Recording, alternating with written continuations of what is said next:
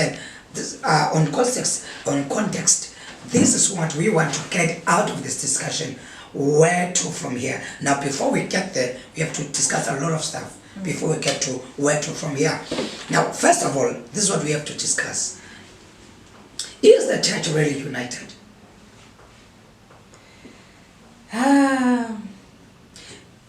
As we are thinking about that, I ask that because sometimes you know, when you are divided, you can never win anything. When divided, we fall, but united, we stand.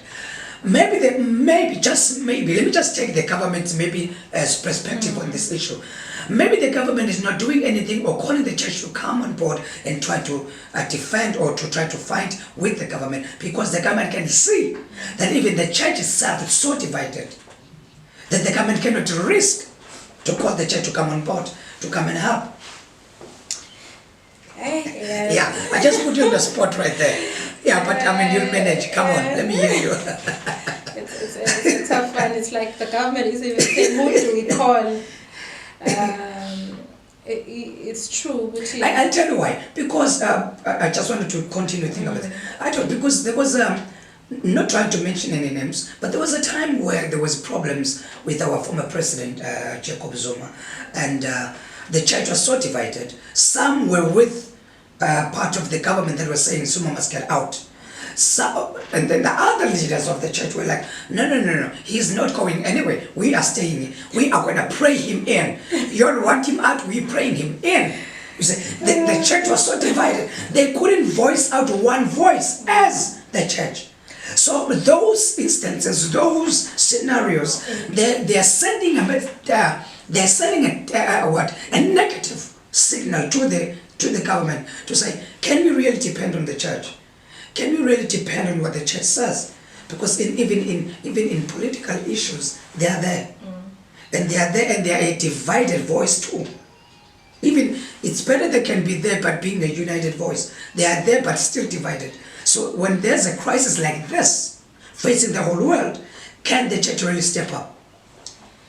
Yeah, the government, I think, is also facing that dilemma. In terms of is the church united? No, the church is not united. And you know, when you look at in the Bible, like when you look at kingdoms or governments that were there, you'd find there would be a king and there would be a high priest and there would be a prophet. Right. So in this, now mention those again. The king, high priest, and the prophet. Wow, yes. That's yeah. Okay, yeah, I can so see you now, doing something with this. I'm listening now. so now you are actually finding I'm going to look at the high priest and the prophet in this particular instance. Then you would say the king would be the government. Right. So you would find the prophet, the role which the church has to play at this particular time. The role of the prophet was to actually, let's start with the high priest. The role of the high priest was to take the sins of the people to God. Right. And the prophet was there to hear the heart of God and take it to the people and take it to the king. Right. So now, the pastors are the high priests. The church is the prophet. The government is the king. Yes, it could be intertwined in terms of high priest and prophet. Right. It is operating different. High priest, we're talking about intercessors who are people now are called to intercede at this particular point in time. Okay. So now you are finding people who are supposed to be the voice. You know, the prophet's role was never to bring their own agenda. Right. It was never to bring their own feelings about the matter. Right. But it was a matter of them bringing what God is saying. Right. It did not matter what... That is the prophet. Yes. It did not matter what they might have had an opinion on this particular matter. Yeah. Right. But it was saying you don't bring your opinion, you don't bring your mandate, you bring what God is saying. Yes. So because the church has shifted from its position, right, that's why government will not take our word or trust us, because we have shifted from our position. We are no longer hearing from God directly. Yes, and then intercepting that or taking that to people of power. Right. But we are taking our own opinions and desires You know, sesifuna ukushift ukuthatha indawo zabantu. So that is why I'm saying ukuthi the church kudinga siqale silibanda kulunge thina kuqala. We need to actually get ourselves into order before we can even go out there and speak to our government, because track record data is khulumeli kahle. Our house is not in order. Unfortunately, track record data is khulumeli kahle. But we just need Hey, this is hard. This is really tough. You know, I never thought we were going to bring this one up. So our house is not in order. So we cannot go around and tell anybody what to do, because we need to be telling ourselves first what we're supposed to be doing as the church. Now, if you cannot listen to each other, now how can we expect the government to listen to us? Exactly. If we just see sort of one which there's cracks and we are not functioning. So I think maybe the lockdown is there to purify the church. So that by the time we go out, at least you know there is that element of so because we cannot, you know, each person, even now you are finding that even if pastors are speaking, people are speaking with different agendas. Abanye bacabangela ukuthi income. Okay, now you say that maybe some other pastors will go out and voice them of their concerns, but not only because they've got a good motive, they have what their own motives, their own agendas. Maybe some of them is because of their pocket. They are hungry now, because now there's no more offering, there's no more tithes and stuff, and so they'll try to sort of like voice out because they can see now that months are going by and there's no income coming in. So you now you're questioning. Now you're questioning. You're questioning now the motive of those who would go out and say, "Government, please, you better open up the churches." Yes, I'm questioning that, and I'm also saying, what has God said? That's what I'm asking. Before we can even go and confront the government, but what has God said? Yin us to mayona as the prophets to go and speak up unto the kings. Because we cannot just. Oh no! Come on, you're being unfair to us. I am not being unfair. I am being realistic. No, I'm just joking. Yes, I'm being realistic.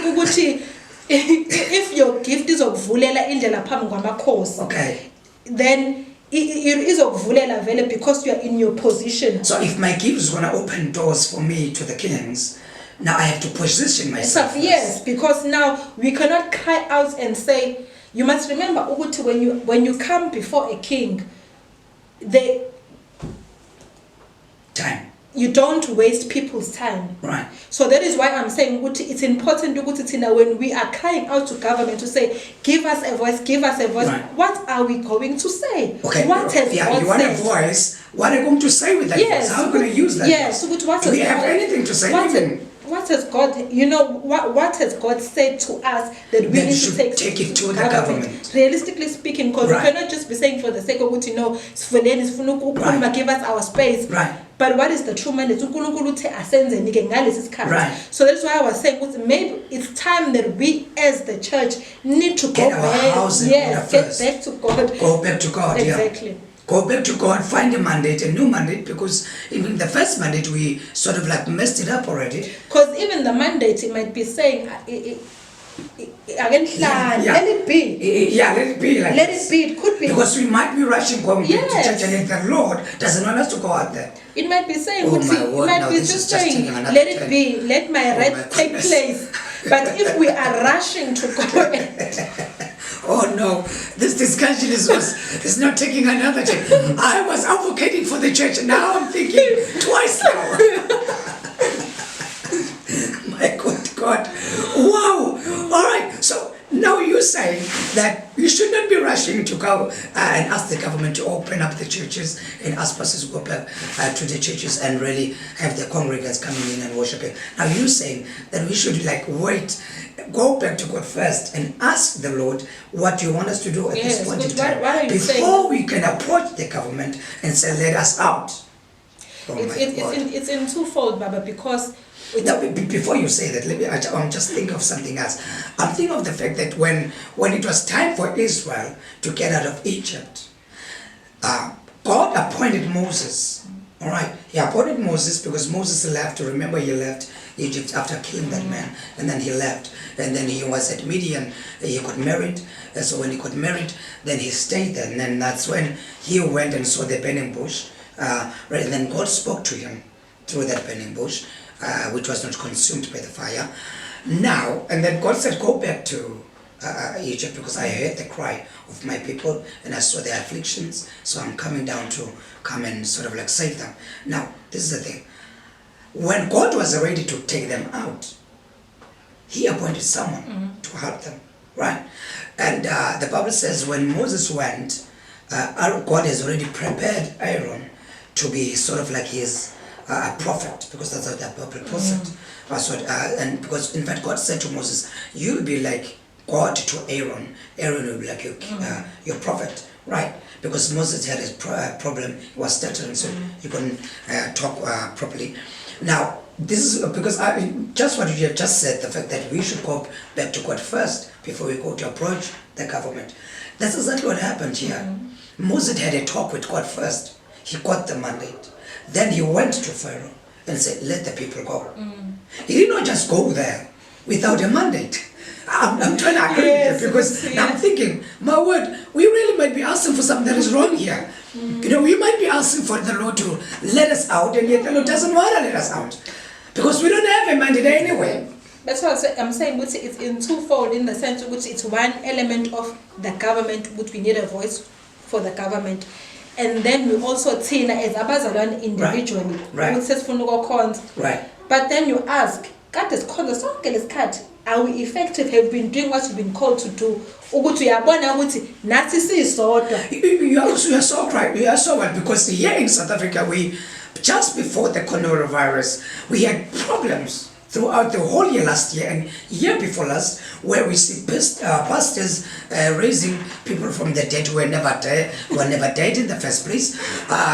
They've done a lot. They faked miracles. Calling people to come out up from the wheelchairs, and yet people are never crippled, or they had no problem. They claiming to have healed people who were never sick. Now they're causing people to drink paraffin. They're causing people to eat grass. They're causing people to do all sorts of. They're causing people to spray themselves with doom, and they call it, I don't know what they were saying to those people when they're spraying them with doom. So they've got there was just so much controversy regarding the church. So the government was really starting to scrutinize whatever the church was doing. And then Corona happened. Right in the midst of that. Right in the midst of that. Then Corona came.